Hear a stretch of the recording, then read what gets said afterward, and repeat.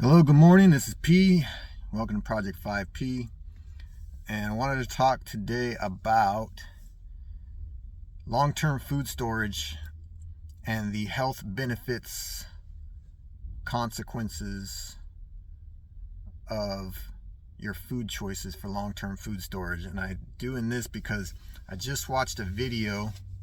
I don't know how I came across it. I usually don't have time to watch random videos, but for some reason it was in my feed and I clicked on it, and it was just full of absolutely horrendous information and suggestions for food storage for preparedness.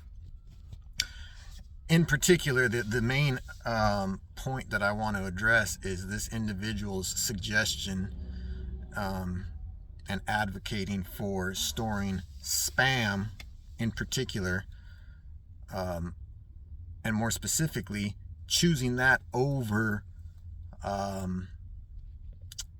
canned chicken breast. He specifically said if I had a choice to store spam or canned chicken breast, I would store spam because it's higher in calories. Oh my goodness. That at best is misinformed. Bad advice though, and I don't have the time or the desire to respond to every single bit of misinformation on the internet, obviously, but for some reason I just felt like addressing this particular issue because anybody that suggests that type of thing, I'm going to deal with that specifically because that was the one that caught my ear the most and like just made me cringe and shake my head and just, oh God, help the people that are listening to this. They're just missing the forest through the trees when they talk about calories as such a holy grail of food preparedness. Yes, they're important, but to say that you would choose to stockpile spam as opposed to canned chicken breast for the reason that it's higher in calories, again, is missing the forest through the trees. People don't understand. I mean, the average layperson doesn't understand, and even people that have, even nutritionists, professionals, quote unquote, miss this so often, is that the difference between consuming something, calories, vitamins, minerals, nutrients, all of it, the difference between consuming and at your body actually digesting, absorbing, and utilizing those calories are two completely different things. Very, very different things. Night and day. I mean, you can consume a lot of calories, but that doesn't mean you're better off in sustainability for life or health, for that matter. People need to understand that the combination of foods, the combination of nutrients, the combination of carbohydrates, protein, and fat, and how you couple those things together for your particular body's needs makes all the difference in the world. Those things work synergistically together to allow your body to digest, absorb, and utilize the nutrients, the calories, the vitamins and the minerals, the things in the food that you need. And without that, to just base your intake on calories or your food storage for emergency preparedness solely based on calories is a enormous mistake. If I had arbitrary numbers, if I had $1,000 to spend on food preparedness, stockpiling food, and I could get 10,000 calories of rice or 8,000 calories of rice, a protein source, and a fat source, I would take the 8,000 calories of a carb, protein, and fat source combined, those three food groups combined, than the 10,000 calories of rice all day, every day, and twice on Sunday, without even hesitation. No question. It's not even close. And as a result, physically, mentally, cognitively, health-wise, I run circles around the person who chooses the opposite. The same holds true for anybody. If I'm recruiting somebody or looking, for our team, or looking for somebody, that's going to be an asset and not a liability for emergency preparedness situations. And if I were to look at two different people that have food storage, and one has 50,000 calories worth of rice in buckets, and somebody else has 35,000, 40,000, whatever, calories of rice, a protein source, and a fat source, 40,000 calories combined of those things, I will take person B with the combined 35 to 40,000 calories at the drop of a hat, because I understand, as a nutritionist and somebody who's been coaching and dealing with this for 25 plus years, that person with the nutrient balance, a better nutrient balance, and not just focus on calories, is going to be far healthier, have far more physical ability, far more energy, is going to be far more efficient. That food, those, even if 40,000 calories, are going to be far more efficient than the 50,000 of strictly rice. And it's really not even close. And this is what it bothered me when people just refuse to get this and just are solely focused on calories, is that if you're solely focused on calories and the quality of those calories is not important to you, then why not just stock oil? Even if it's the highest quality, stock extra virgin, cold pressed, natural olive, or whatever your favorite oil is. Just do that. If calories is all that matters, right? Because fats have 9 calories per gram. Protein and carb sources, including that precious rice that everybody's storing in buckets, only has 4 calories per gram. So if you want nutrient density, calorie density, not nutrient density, but calorie density, just stock gallons and gallons of oil, right? Obviously, not as long of a shelf life. What about like Crisco? Some type of lard, something like that. 9 calories per gram, right? That stuff will store forever. Obviously, when I say it like that, it seems absolutely ridiculous, right? It's nobody wants to do that. Nobody wants to eat that because of the taste and the just disgustingness of it. But also you realize that it would make you sick. But yet these same people who would make that type of comment would suggest storing Spam over chicken breast strictly based on calorie content. Yeah, it's got more calories, but it's also got a lot more crap as well that's gonna jack up your insulin levels, your blood pressure, your blood sugar, your cholesterol, you're going to be a less healthy individual. And if you're planning for preparedness, long-term sustainability, that is not long-term sustainable. That's not to say if you wanted to store a can of Spam or something that, treats and things like that, I'm an advocate for storing treats and comfort foods and things like that. But as far as for long-term sustainability, to live off that stuff is a really, really bad idea. And I know it's not going to be a popular opinion because so many people focus strictly on calories in the preparedness community. So, it's not going to be popular, but personally, I honestly don't care because it's the truth. And like I said, give me the person that has 8,000 calories worth of balanced food sources over the person that has 10,000 calories of rice all day, every day, twice on Sunday, and that person will run circles around the person eating those 10,000 calories of rice. That's just the way it is. I've seen this personally in so many instances. I've coached everyone from the morbidly obese when they come to me starting off to, Olympic athletes that come and just want to take their fitness and nutrition to a new level. And this rings true all the time. There's so many people that if they want to lose weight, for example, lose fat, that they actually end up eating more or the same amount. And they're like, how is that possible? It's calories, right? I'm eating the same amount of calories.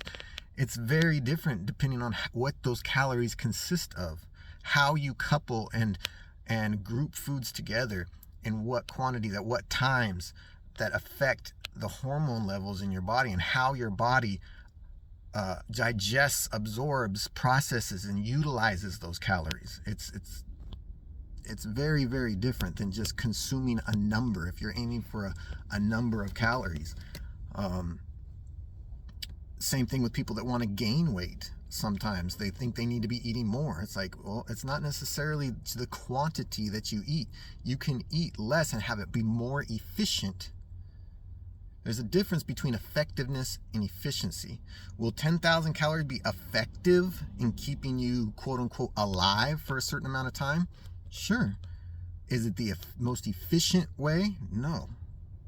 It's not the most efficient way, because you could have less and have your body process and utilize it more efficiently and do more with it.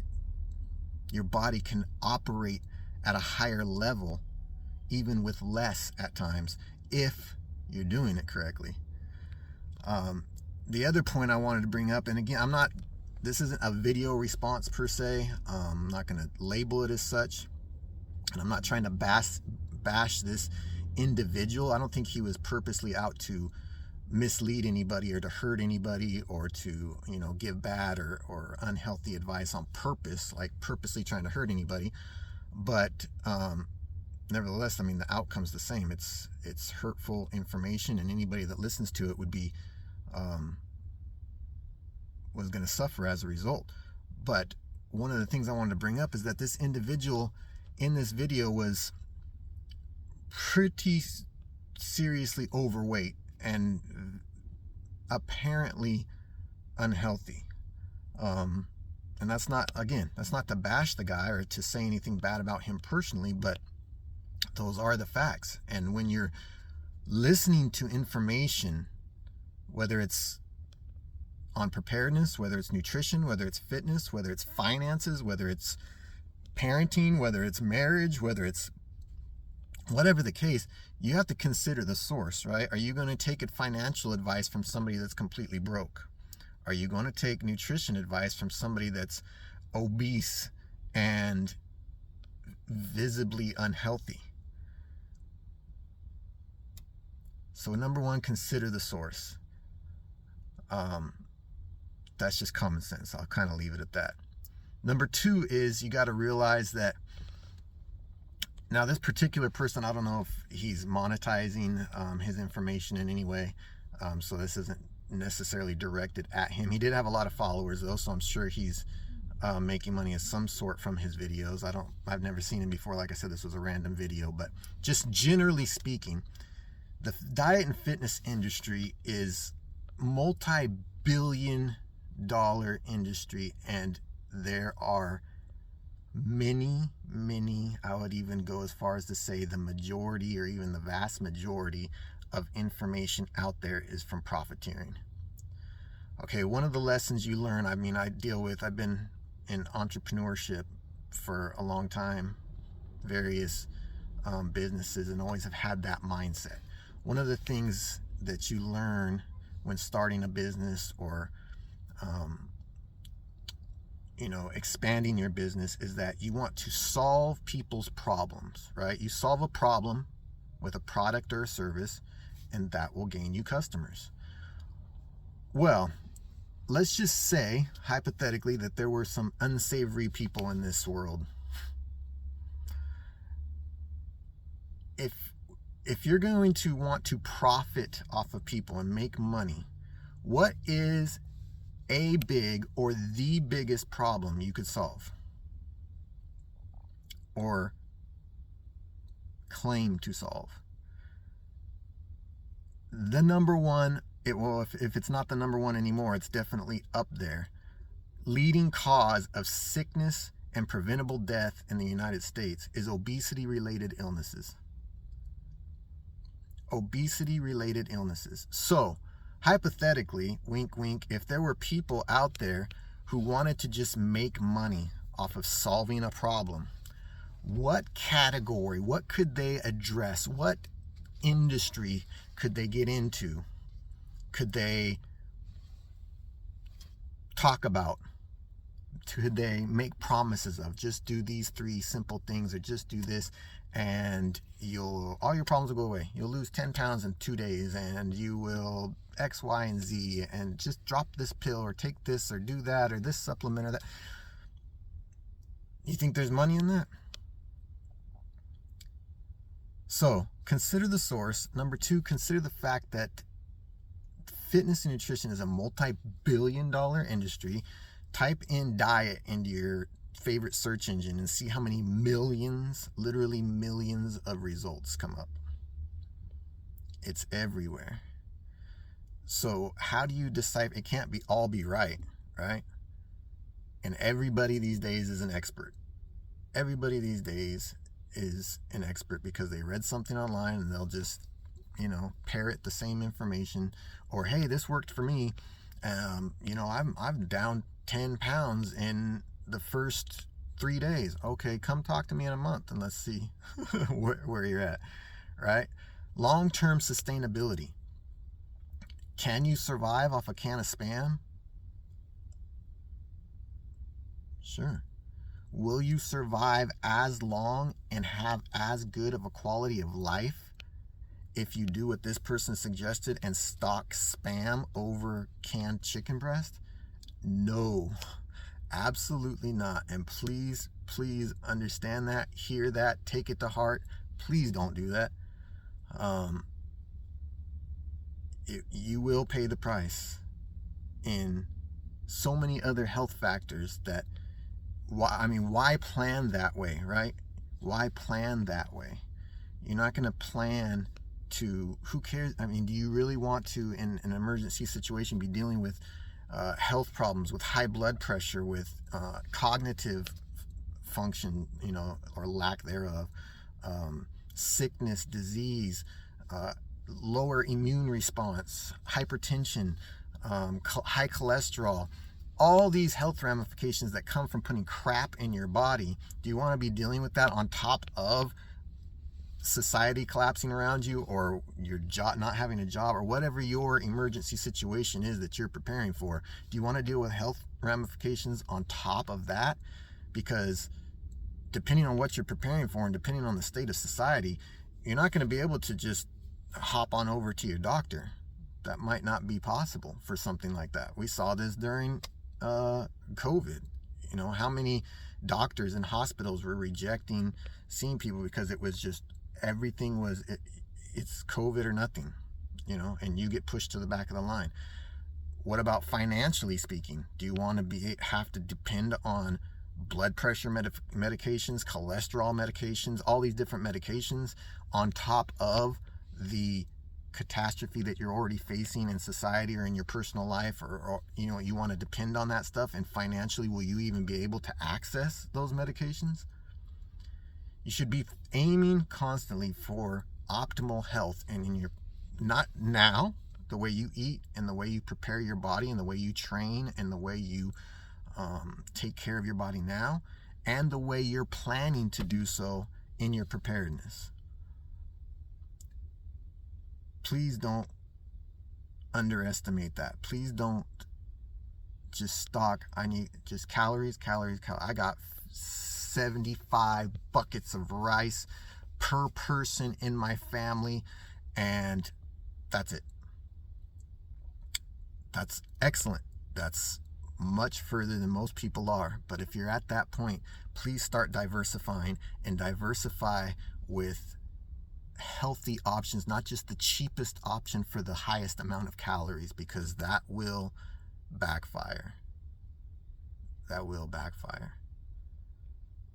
So that's basically what I wanted to address. I know that, like I said, this is going to be unpopular in some circles, but honestly, I don't care. I mean, I'm not, we can lay down credentials and talk about who's more, you know,